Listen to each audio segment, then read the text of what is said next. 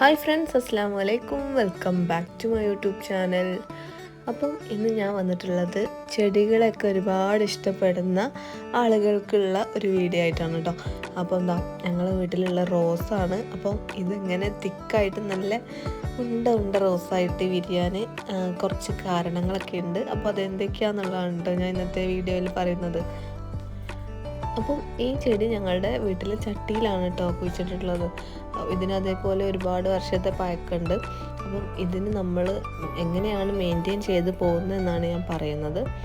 അപ്പോൾ പ്രത്യേകിച്ചൊന്നുമില്ല കേട്ടോ, നമ്മളെ വീടുകളിലൊക്കെ ഉള്ള സാധാ നാടൻ പൊടിക്കൈകളാണ് ഇതിന് കൊടുക്കുന്നത്. അപ്പോൾ അത് എന്തൊക്കെയാണെന്ന് വെച്ചാൽ ഞങ്ങളിവിടെ ചെയ്യുന്നത്, നമ്മൾ ഈ ബീഫും മീനും ചിക്കനൊക്കെ കഴുകുമ്പോൾ അതിൻ്റെ വെള്ളം ഉണ്ടാവുമല്ലോ, ആ വെള്ളം എടുത്തിട്ട് നമ്മളിതിന് ഒഴിച്ചു കൊടുക്കാറുണ്ട്.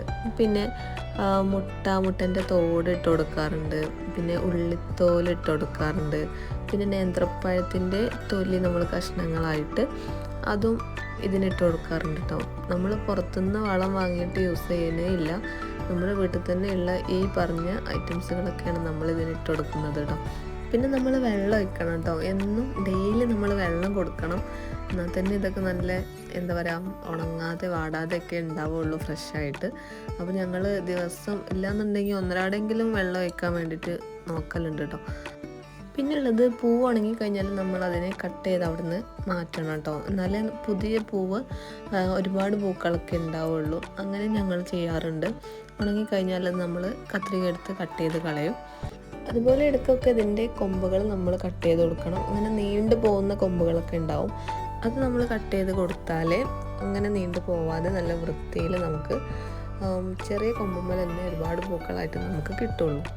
പിന്നെ ഈ റോസ് നോക്കുന്ന ആളിൻ്റെ ഉമ്മയാണ് കേട്ടോ, അപ്പോൾ ഇതിൻ്റെ ഫുൾ ക്രെഡിറ്റിൻ്റെ ഉമ്മക്കാണ്. അപ്പം ഇതൊക്കെ തന്നെയുള്ളൂ കേട്ടോ ഞങ്ങളുടെ വീട്ടിൽ റോസ് മെയിൻറ്റെയിൻ ചെയ്ത് പോകുന്ന ടിപ്സുകളാണ് ഇപ്പോൾ ഞാൻ പറഞ്ഞു തന്നത്. അപ്പം ഇതുപോലെ ചെയ്യുന്നവരുണ്ടാവും, ഇതിന് പുറമേ വേറെ എന്തെങ്കിലുമൊക്കെ ചെയ്യുന്നവരുണ്ടാവും.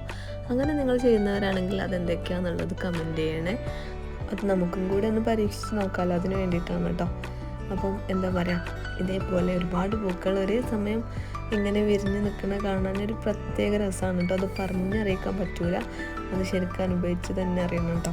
അപ്പം ഇന്നത്തെ എൻ്റെ വീഡിയോ ഇത്രയേ ഉള്ളൂ. അപ്പോൾ നമ്മുടെ റോസ് ചെടി ഇഷ്ടപ്പെട്ടവരൊക്കെ വീഡിയോ ലൈക്ക് ചെയ്യാം കേട്ടോ. പിന്നെ പുതുതായിട്ട് കാണുന്നവരാണെങ്കിൽ എൻ്റെ ചാനലൊന്ന് സബ്സ്ക്രൈബ് ചെയ്ത് സപ്പോർട്ട് ചെയ്യണേ. അപ്പോൾ ഇൻഷാ അല്ലാഹ് മറ്റൊരു പുതിയ വീഡിയോയിലൂടെ നമുക്ക് വീണ്ടും കാണാം. ബൈ.